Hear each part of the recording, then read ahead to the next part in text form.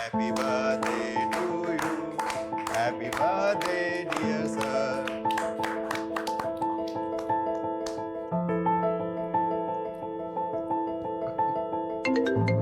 Excuse me.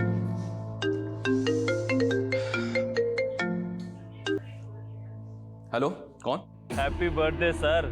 Thank you so much, but I am sorry, मैंने आपको पहचाना नहीं। सर अपने के साथ क्या प्लान है सर? अरे तुम लोग तो जानते हो अपनी जॉब में प्लान कहाँ कर पाते हम लोग कुछ भी। हाँ लेकिन वाइफ का ऑर्डर है, आज शाम को 7 बजे तक घर पहुंचना है। फिर तो पहुंचना ही है। हेलो, कौन? सर बर्थडे गिफ्ट मिल गया आपको? कौन बोल रहा है? अरे सर अभी तो 1 घंटे पहले बताया था आपको गिफ्ट देने वाला हूँ, लगता है आपको पता नहीं चला। क्या? देवास के टाउन मार्केट में मैंने एक मीटिंग होती है, अगले 24 घंटों में उसकी खांसी भी बंद कर दूंगा। दूसरा गिफ्ट होगा आपको। कोल्ड ब्लडेड मर्डर, बहुत कामली बोल गया, मर्डर कर दिया। सर रागिनी एक गवर्नमेंट एम्प्लॉय थी, हमें रागिनी के प्रोफेशनल और पर्सनल दोनों एंगल को इन्वेस्टिगेट करना होगा सर। लेकिन इस किलर को भी ट्रेस करना, मैं धमकी दे रहा था कि 24 घंटे के अंदर एक और तोहफा देगा मैं। सर इस किलर की बाइक जिस डायरेक्शन में गई है हम वहाँ के सारे सीसीटीवी स्कैन कर रहे हैं। इसने मुझे 2 बार कॉल किया। पहली कॉल के वक्त इसका फोन एमजी रोड पे एक्टिव था और दूसरी कॉल इसने टाउन मार्केट से 2 किलोमीटर दूर अमुना रोड से की। उन दोनों एरिया में इंक्वायरी करो, पता करो इस होली का आदमी वहां किसी ने देखा था क्या। Okay sir.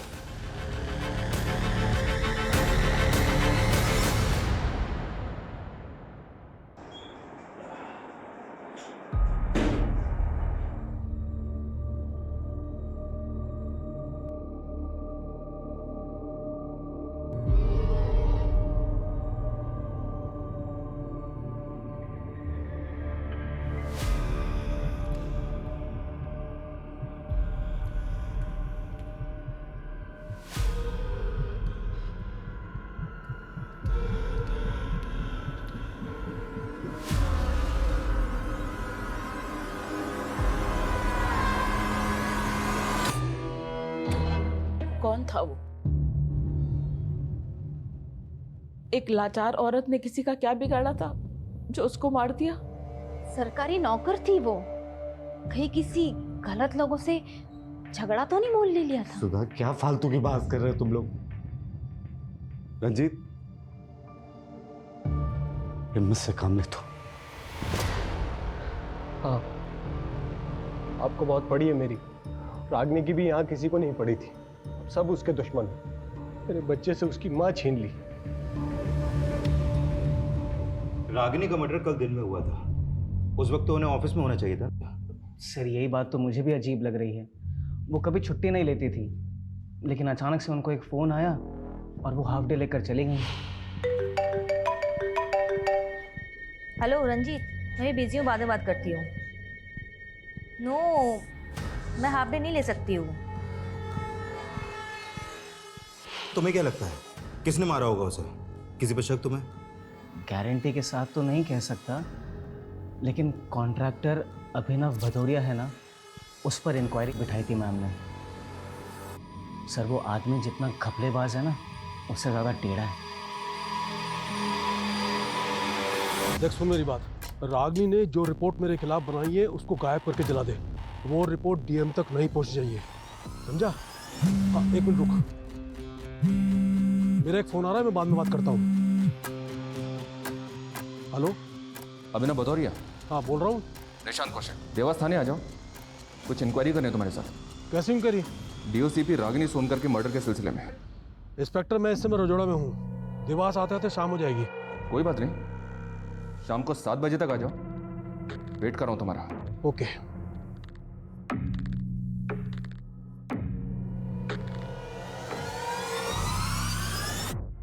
इंक्वायरी? कैसे इंक्वायरी? डीओसीपी रागिनी सोनकर के मर्डर के सिलसिले में। इंस्पेक्टर मैं इस समय रजोड़ा में हूँ, देवास आते आते शाम हो जाएगी।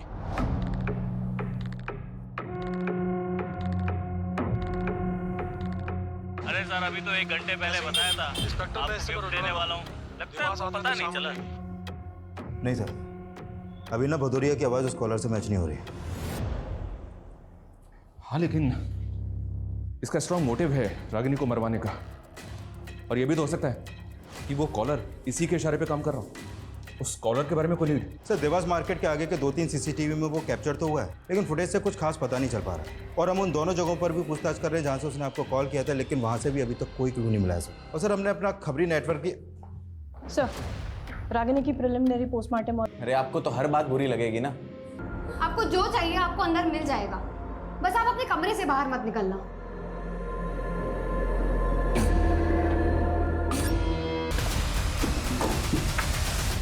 रागनी, जब से तुम्हारे माँ बाप गुजरे हैं तब से तुम्हारा घर बंद ही तो पड़ा है। फालतू में किसी ने कब्जा वब्जा कर लिया तो पछताओगी। अरे अच्छा खासा बाहर मिला है, बेच बाच के खत्म करो ना। मैंने कितनी बार कहा है आपको कि मुझे वो घर नहीं बेचना है, मेरे पेरेंट्स की आखिरी निशानी है वो, और आप क्यों उस घर को बिकवाने पे तुले हुए हो? हाँ, जब देखो तब घर बेचना है, घर बेचना है, घर बेचना है। आज के बाद इस टॉपिक पे कोई बात नहीं होगी। पता नहीं क्या चल रहा है आपके मन में। जो मन में चल रहा था ना वो बता दिया। फालतू बोल के पारा मत चढ़ाओ मेरा। एक तो तुम जैसी लड़की से शादी की, जॉब करने दिया, ऊपर मेरे ही सर पे चढ़ोगी। माँ बिल्कुल ठीक बोलती है, तुम्हें ना जरूरत से ज्यादा छूट दे दी मैंने।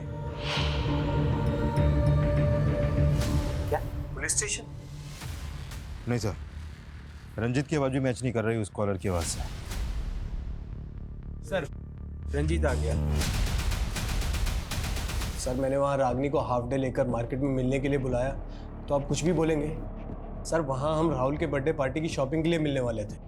जिस दौरान तूने रागिनी को एमजी रोड से फ़ोन किया था, उसी दौरान इस आदमी का फ़ोन भी एमजी रोड पे एक्टिव था। इस आदमी का एमजी रोड पे तू मिला था इस आदमी से? नहीं सर, मैं क्यों मिलूंगा, मैं तो इसे जानता तक नहीं।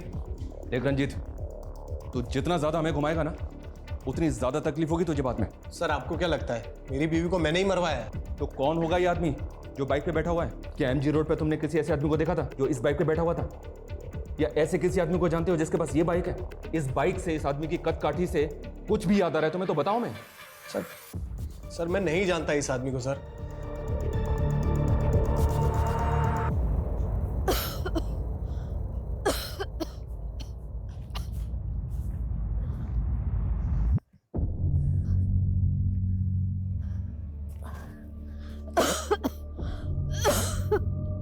हे भगवान, मैं हार गई इस जीवन से। खुशी मेरे नसीब में नहीं तो कम से कम मुझे मौत ही दे दे।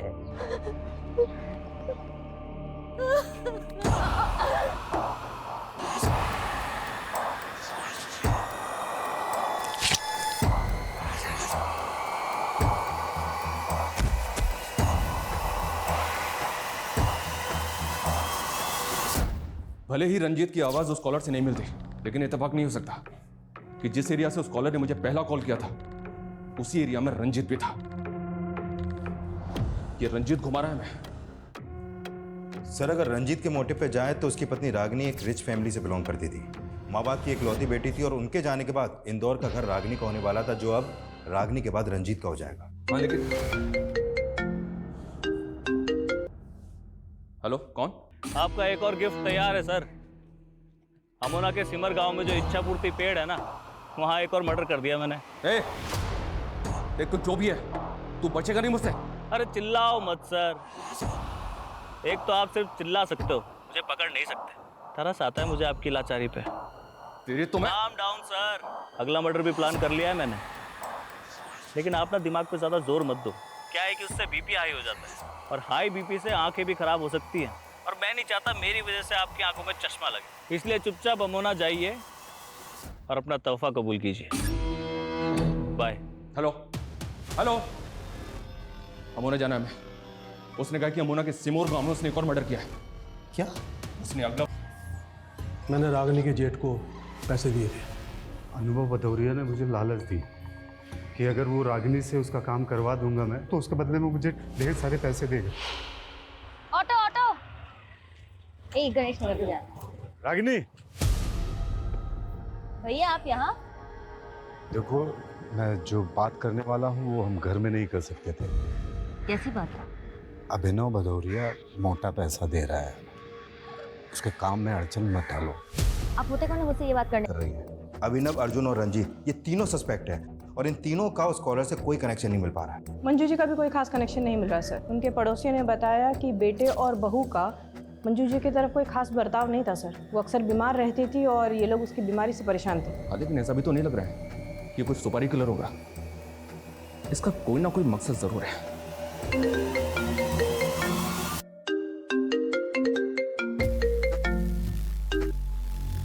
हेलो सर, कमलापुर के पंचायत भवन के पास एक तोहफा छोड़ा है आपके लिए। ए, देख मेरी बात सुन। कुछ रह गया है आपके पास दिखाने को? पकड़ तो पाई नहीं मुझे। चलिए एक काम करते हैं, मैं ही आ जाता हूँ देवास वापस। वहाँ एक गलती सुधारनी है मुझे। गलती? हाँ, पकड़ सको तो पकड़ लो। हेलो मैं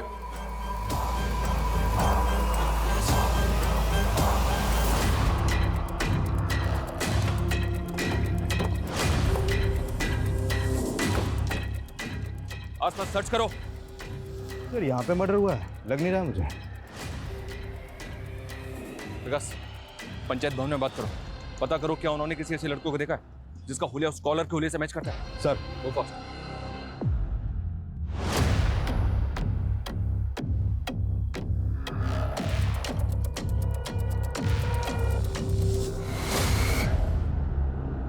सर, लाश यहाँ पड़ी है।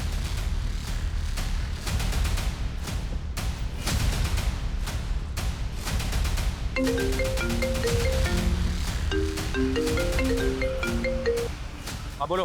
सर इस बार उसका फोन देवास के एसएम रोड पर एक्टिव था सर। वो बोल रहा था कि देवास वापस आ रहे हैं, जबकि ऑलरेडी देवास में था। और एक बात सर, ये रंजीत भी गायब है सर। इसका फोन भी बंद आ रहा है। मुझे शुरू से ही लग रहा है उस कॉलर का रंजीत से कोई कनेक्शन है। इस रंजीत के बारे में सब कुछ पता करो। Okay sir. सर, विक्टिम का नाम कन्हैया सिंह है, कमलापुर का सरपंच था ये।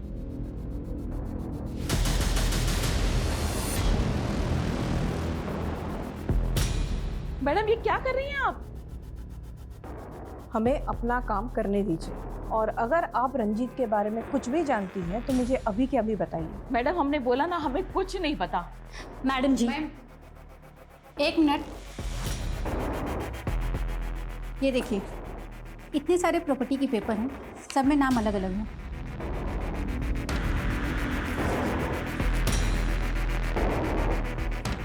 ये रंजीत ज्वेलर है ना?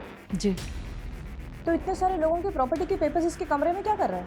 मैडम हमारा ये पुश्तैनी काम है। लोगों के गहने और उनकी प्रॉपर्टी गिरवी रख के हम उन्हें ब्याज में पैसा देते हैं। ये रागिनी के पेरेंट्स के प्रॉपर्टी के पेपर्स, रंजीत के पास ये भी गिरवी पड़े थे? नहीं, ऐसा कुछ नहीं है। सब झूठ बोल रही है माँ जी रंजीत के बारे में। उसी ने मरवाया है रागिनी को और मेरे पति को फंसा दिया।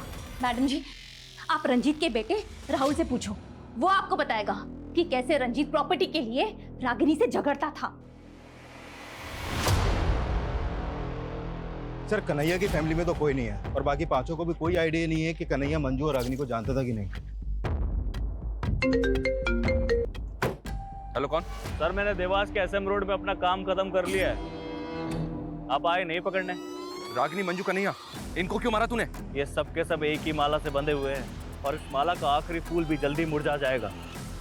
हेलो हेलो सर, देवास के एसएम रोड पर रंजीत की लाश मिली है। व्हाट?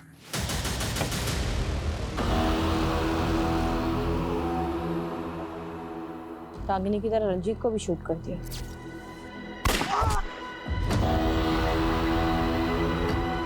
सर, अगर किलर को रंजीत को भी मारना था तो वो उसे रागिनी के साथ भी मार सकता था। तो कुछ समझ में नहीं आ रहा कि वो कौन सा गेम खेल रहा है। उसने बोला था दोबारा देवास आ रहा है गलती सुधारने, और रंजीत का मर्डर। इसका क्या मतलब? कि वो पहले ही रंजीत को मारना चाहता था लेकिन गलती से गोली रागिनी को लग गई। इसने हर हत्या के बाद मुझे कॉल करके कुछ ना कुछ ऐसा बोला है जो इसके अगले टारगेट से कनेक्टेड था। एक मिनट।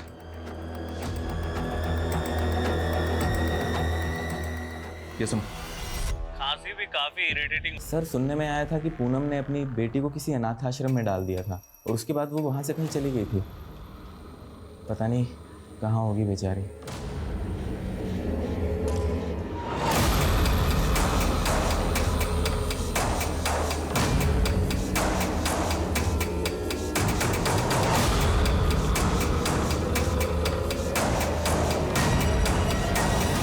सर, पूनम 2 साल पहले गीता को एक अनाथ आश्रम में छोड़ के गई थी। और करीब 6 महीने पहले इंदौर की एक फैमिली ने गीता को वहां से अडॉप्ट किया था। पूनम की फैमिली के बेघर होने के पीछे मंजू एक वजह है, क्योंकि उसने पूनम को 2 लाख रुपए नहीं दिए थे।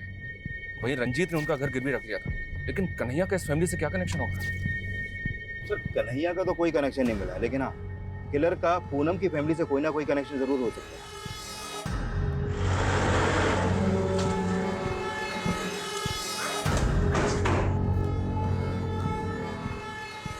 क्या हो गया बेटा? हाँ, कहीं घूमने जाना है तो मैं देखता हूँ। जी कहिए। आपसे कुछ बात करनी है।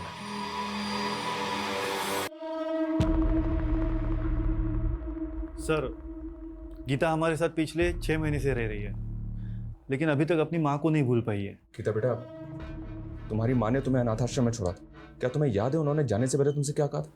कहाँ गई थी? सर, जब से वो आदमी यहाँ आके गया है ना, तब से ही कुछ ज्यादा ही सदमे में रहने लग गई है। कौन आदमी? गीता, क्यों मैं? कौन हो तुम? क्या? एक मिनट। क्या 1 मिनट? अरे किसी के घर में घुस क्या? गीता, अरे बेटा तो ठीक है ना? कब से ढूंढा था मैं तुझे। चल। अरे ऐसे कैसे लेके जा सकते हो किसी को किसी के घर से? गीता उससे डर रही थी सर, इसीलिए हमने उसे घर से बाहर निकाला। जेल से बाहर निकलने के बाद मैं क्या देखता हूँ? मेरी बहन के साथ इतनी नाइंसाफी। मेरे जीजा बीमार क्या हुए, उस बुढ़िया मंजू ने घर से 2 लाख रुपए मार लिए। उसके बाद उस रंजीत ने मेरे जीजू के मरने के बाद घर हड़प लिया। और शरद ने मेरी बहन की मजबूरी का फायदा उठाया उस कन्हैया के साथ। उससे भी जब उसका जी नहीं भरा तो उसने मेरी बहन को कहीं बेच दिया।